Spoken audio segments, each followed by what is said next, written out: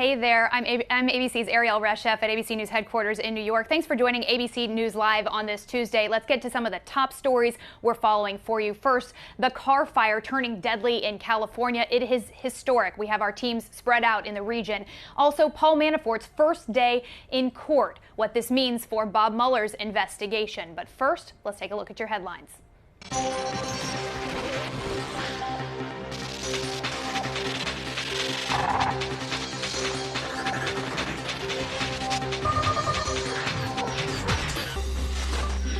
Several states are now suing, trying to stop a company from posting blueprints online that could be used to create guns using 3D printers.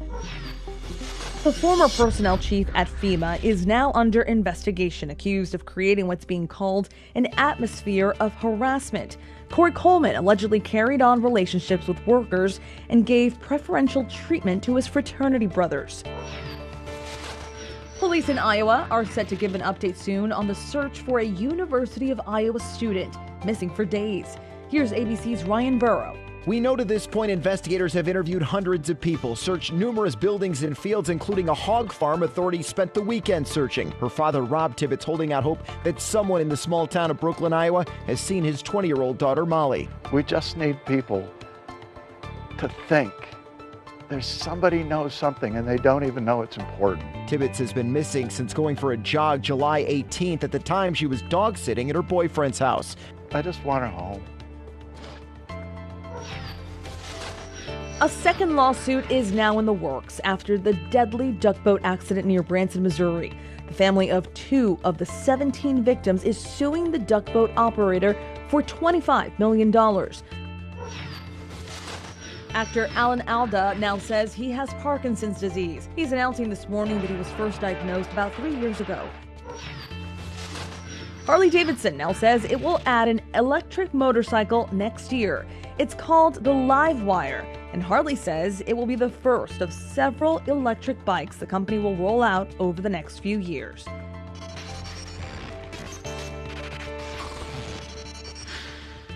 And we begin here with the deadly car fire now pushing west, scorching more than 100,000 acres there in California. We have John Bartel from our ABC News affiliate KXTV live now on the ground. And John, a devastating scene behind you, and you've witnessed some of the destruction firsthand.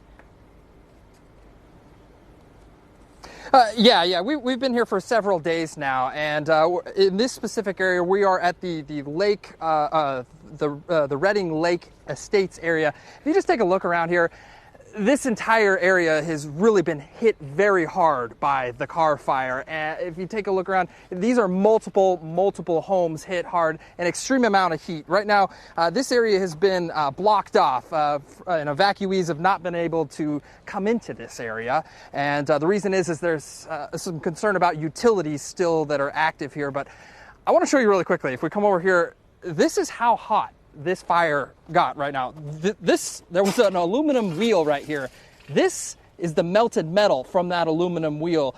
So that just gives you a little bit of an idea of just how hot things are getting here in this location. And John, how contained is this fire at this point? Are firefighters optimistic? So actually they've been making some ground right now. As of this morning, it's 27% contained, and that's a great leap from previous days right now. So they are making a little bit of headway, and it is going further away from the more populated areas. That is really good to hear. We know that this fire has turned deadly. We also know some firefighters have lost their lives in this. There are some harrowing stories coming out of the fire. Not only that, there has been 19 people still missing at this point. There is at least 6 confirmed dead at this point. So there's still a lot of cleanup efforts that need to happen, and a lot of recovery efforts as well. Well, John Bartel, thank you so much for sharing some of your time. We know in local news it's a busy time and a devastating scene there behind you. We appreciate it. Take care. Stay safe. And we also go out now to ABC's correspondent, Kana Whitworth, who has been on the ground there in Redding in a different location. Kana?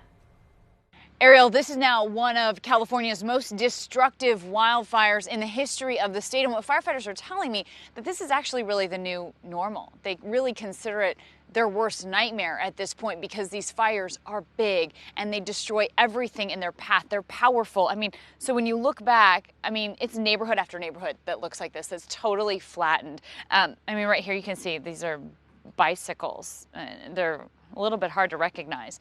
And as they're starting to let people back in their homes here in Redding, so many people are coming home to scenes just like this one where they won't be able to leave with anything. They'll have to completely bulldoze and rebuild.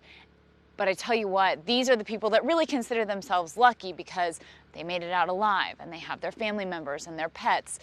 Because getting out of these areas was not easy. When this fire rolled through, firefighters at that point weren't battling it. All they were trying to do is save lives. And as you know, this wildfire has been deadly and it has been tragic for this community of Redding. But people are so thankful to firefighters and they're just trying to hope to get back in here and rebuild their lives. But you have to keep in mind that destruction like this, it spans for about 150 square miles. So more than 100,000 acres have burned. More than 1,000 structures have been destroyed. And that is really impacting this community because the shelters are full, the hotels are full, and I was talking with the local police chief. He also lost his home. It's a home that he lived in for 19 years, and he took us back there yesterday to see it, and it looks similar to this. It's really just now a pile of ash. But what he pointed out, because he's got two little kids, right? They're 14. I guess they're not that little. They're 14 and 17. They're both in high school, but they're getting ready to start school here again, and there's so many children like them that they're going to start school really without a place to call home. So this community has a lot of rebuilding to do, but they're really coming together. Everywhere you drive around town, you see signs that say, "Thank you, firefighters." And we also saw a little girl, she's 2 years old. She was handing out breakfast burritos to the firefighters. She has two uncles and a grandfather who are helping fighting this fire. So while we know this battle is long, it's going to continue for months because really, we haven't hit peak fire season yet here in California. We're still a month or two away from that. So we have a long way to go before this is over. And firefighters say that when they see something like this, it really changes how they will fight fires in the future. Ariel? I bet it will. Kana Whitworth, thank you so much for your reporting there. So many first responders themselves affected by that deadly fire. We will continue to track it. But now to the dry weather out west and all of the crazy weather this summer that's still threatening part of the country. ABC's Rob Marciano has the latest. Hello, Ariel. A lot of action in the west. Monsoon kicking up. I want to show you these pictures out of the Phoenix area. Big time wind there, toppling a palm tree. You don't see this every day because they can typically withstand hurricane force winds, and that's what they had yesterday. 74-mile-per-hour winds there. Also kicking up the dust to cause a dust delay in the minor league ball field there in Goodyear. Reds Padres had to shut it down for a time. Visibility a quarter mile, so that was not a good scene. We're looking for more in the way of monsoon, but mostly down to the south and east. The fire zone's not going to get much in the way of moisture, maybe a little cooler across the northwest and western valleys. But other than that, still very, very hot, triple-digit heat for Redding and the fire zones in Northern California. Water spout. Check this out off the coast of Virginia Beach yesterday, and we're going to look for probably more of this because the pattern that's setting up is kind of troughy, much like we had last week, where things will be slow to move in the east, and a flash flood watch has been posted for northern Georgia, including Atlanta, Charlotte, Greenville as well, getting into parts of western Virginia. So there's your pattern and a big tropical moisture feed, the big blue H kind of blocking things. So some areas that got flooded last week will be susceptible to flooding again this week, although the focal point might be a little farther south. Either way, no picnic. 4 to 6 inches of rainfall potentially with this next one coming in. And on top of that, it's going to be very humid here in the east. Very bad hair days coming up, Ariel. Already experiencing that here. Thanks, Rob. Now to the first day in court for former Trump campaign chairman Paul Manafort. This could have some big implications in special counsel Robert Mueller's investigation. ABC's Kira Phillip joins us now from outside the courtroom. And Kira, a lot to break down here, but we do know now the makeup of the jury. That's right. And just before I get to that, just want to kind of set the scene for you, Ariel. I mean, about an hour ago, well, a little more than an hour ago, it was kind of crazy out here. There were a lot of protesters. There were a lot of onlookers. There was a huge crowd that was gathered just outside the courtroom. But as soon as we heard, and everybody heard, that Paul Manafort had arrived and was inside the courtroom, everybody moved in and things sort of calmed down for now. So it started about an hour and 10 minutes ago. And really, this is the first, Ariel, public glimpse into Robert Mueller's investigation that he launched about 14 months ago. And as you know, he's been trying to make this connection with Trump and Russia, talking about collusion. But that's not what this trial is about. This is a white-collar crime, financial crimes based trial. He just, while looking into Paul Manafort, stumbled upon the charges that we are seeing now. So even though there were protesters out here talking about collusion and Trump and Russia, that is not what this trial is about. It'll be interesting to see how this develops, though, and what witnesses have to say as the trial moves forward. Back to your point, yes, we just actually got the information with regard to jury selection, which is what has been going on. 65 prospective jurors, we are told, 33 women, 32 men, predominantly white, and 16 will be selected. And so it's about every 15 minutes we actually have a runner, because we can't have any kind of comms inside the courtroom. There are no phones, no texting, no phone calls. So about every 15 minutes you will see one of our fabulous PAs, production assistants, running back and forth. And you know how this goes, Ariel. I do. You know, we're out in the field bringing us as much information as possible from inside the courtroom. Yeah, we rely heavily on those very agile PAs that are running in and out of the building. Hey, Kira, I have to ask you this. So why is President Trump's name not likely to be brought up very much, if at all, in this entire trial? Well, because this is about bank and tax fraud and Paul Manafort. I mean, the connection, the Manafort-Trump connection, is that Paul Manafort, for a short period of time, 40-something days, was Trump's campaign chairman at a very crucial time during the election. Well, what's the Russia connection? Paul Manafort to pro-Russian Ukrainian politicians, where Paul Manafort was a consultant. So as Robert Mueller was looking into possible collusion, he found out about Manafort's background with Ukrainian politicians. Nothing to do with collusion at this point, but financial crimes, yes, those are the charges that have been brought about. Could be more than $60 million we're talking about that Manafort has taken in through consulting work with pro-Russian Ukrainians. I know it's complex, it's kind of hard to break down, but I want to make sure there's a clear difference for folks so they understand this is not about collusion, it's about bank and tax fraud right now with Paul Manafort. But, you know, as we know, anything can happen within this story, within this administration. So there's definitely more to come, and it should be about 3 weeks. Certainly a very important distinction to make there. Will Paul Manafort take the stand? Are your sources saying he's likely to testify, or will he stay kind of taking a back seat there? You know, probably not, because this was a man living, I mean, straight out of the lifestyles of rich and famous. I mean, we're talking about more than $60 million, and he had beachfront properties. He had a beautiful putting green in the back of one of his homes in the Hamptons. He bought luxury cars. He shopped at the House of Bijan, which is a very exclusive shop in Beverly Hills, watches and accessories and nice clothes. I mean, this guy did not hold back when he was spending money. So you put somebody like that on the stand, it's going to be pretty hard to find a juror that's sympathetic to his lifestyle and his cause. And Kira, could Paul Manafort eventually be pardoned by President Trump? Is that something he might be holding out for?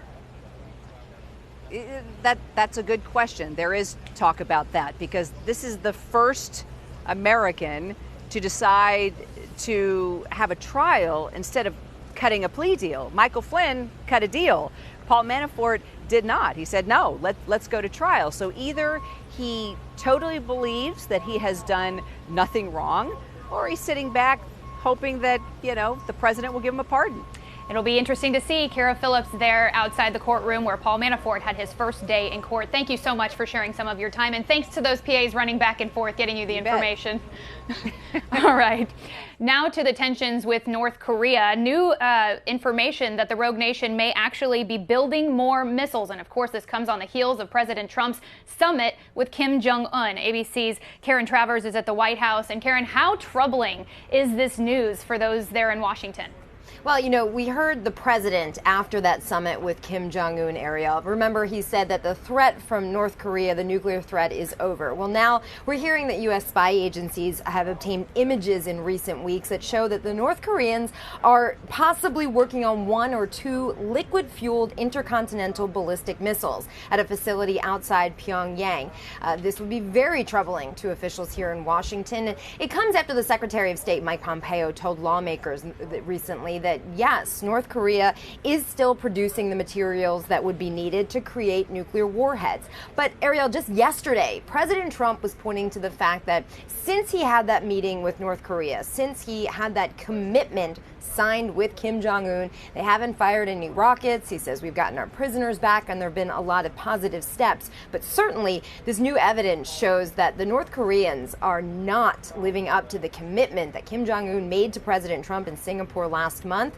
The president, though, has not weighed in yet with any negative reaction. We'll see if he tries to spin this. The president not weighing in on that just yet, but he did fire off sort of an odd tweet harkening back to what we were just talking to Kira about collusion. Tell us about that.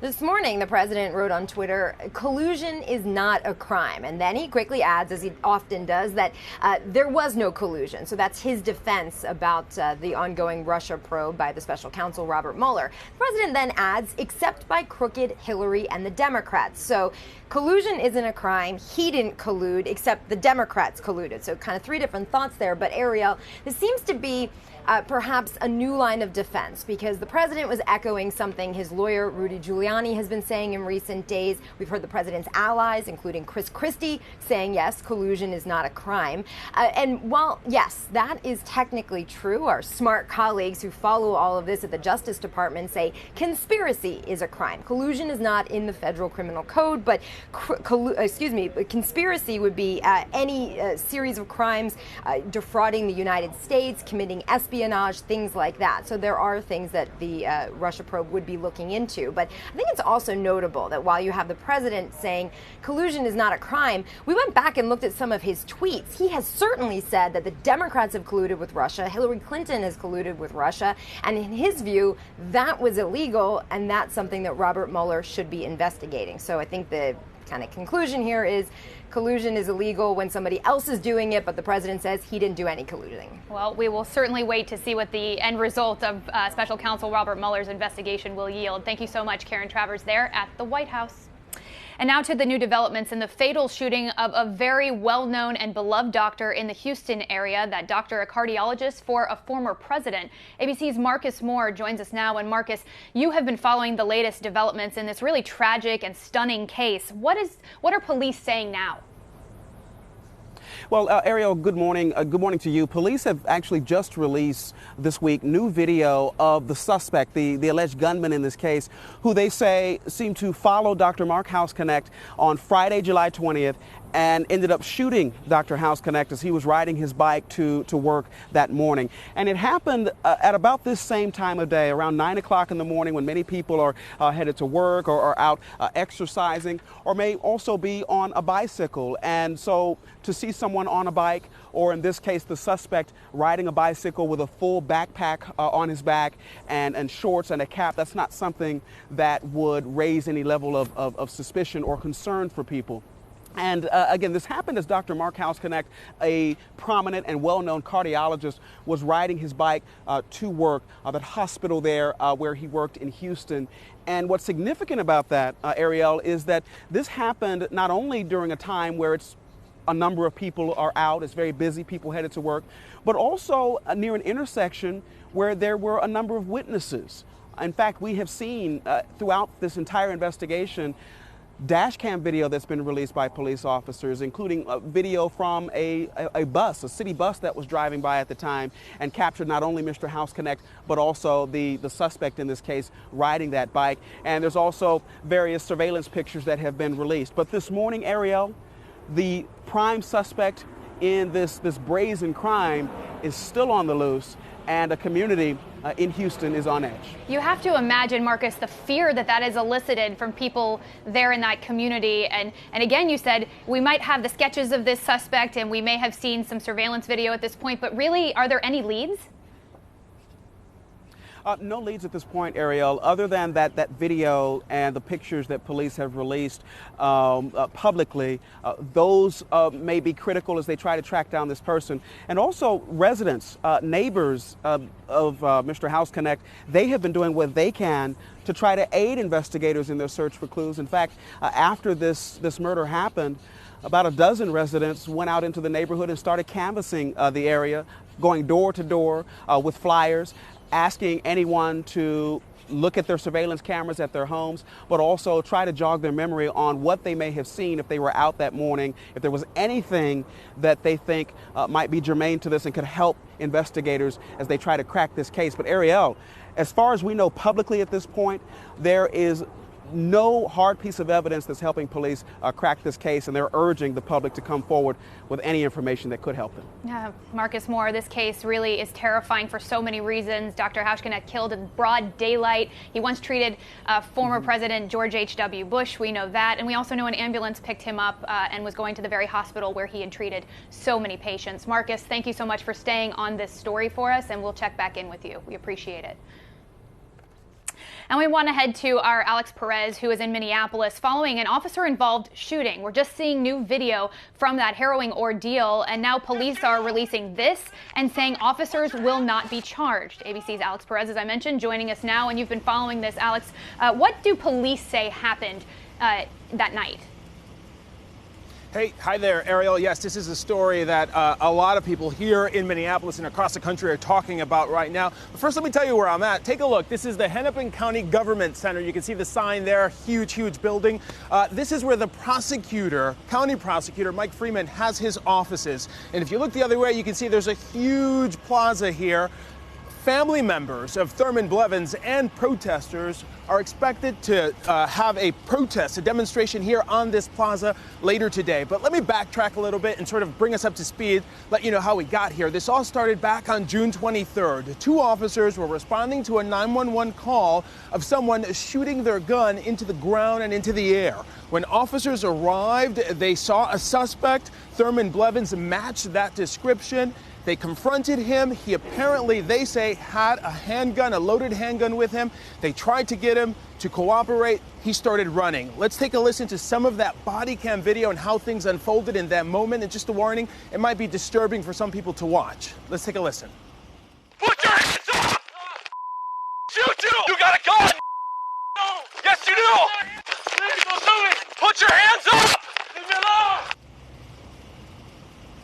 So as you see there, those officers were trying to get Blevins to cooperate. They tell him to stop running. He continues running. Now I want to show you another portion of that video, an image that authorities have enhanced and released to the media. And in that image, you see a red circle. In that circle, authorities say you can see the handgun that Blevins had in his waistband. They say, authorities, that he was turning around as he was running, turning around with that handgun in his hand, trying to face those officers who were chasing him. It's at that point that those officers then opened fire. 14 shots are fired, 4 of them striking Blevins. He is killed in that shooting. And that's where the family says, that's where they disagree. They believe this did not have to end in a fatality. They believe officers could have handled it differently. But the prosecutor here, Mike Freeman, he's looked at all that video and he has now announced his decision. And he says those 2 officers, they acted within their rights. He says this shooting was justified. He says the officers felt their lives were being threatened because the suspect, Blevins in this case, was not listening to them. Of course, that is where the controversy stands right now. Family members and demonstrators investigators disagree with the prosecutor, but the prosecutor says he's following the law. And right now, given the evidence, those officers will not be charged. Ariel? Alex, incredible reporting there, and we appreciate it. We know that the family is going to have that demonstration a little bit later today. Much more to come on this very sad and difficult story to cover. Thank you so much. And that does it for ABC News Live on this Tuesday. Thank you so much for joining us. For the very latest, head to World News Tonight with David Muir. You can also download the ABC News app, and we're always there for you at abcnews.com. Have a great Tuesday.